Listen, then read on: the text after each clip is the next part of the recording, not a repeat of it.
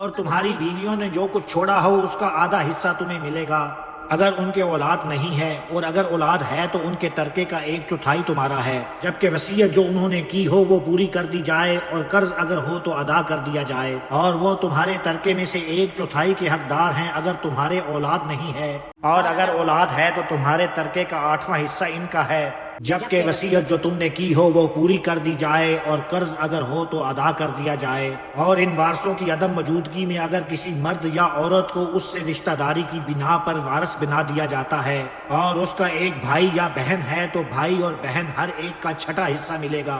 और अगर वो एक से ज्यादा हों तो 1/3 में सब शरीक होंगे और बाकी उसको मिलेगा जिसे वारस बनाया गया है। वसीयत जो की गई हो वो पूरी कर दी जाए और कर्ज अगर हो तो अदा कर दिया जाए बगैर किसी को नुकसान पहुंचाए।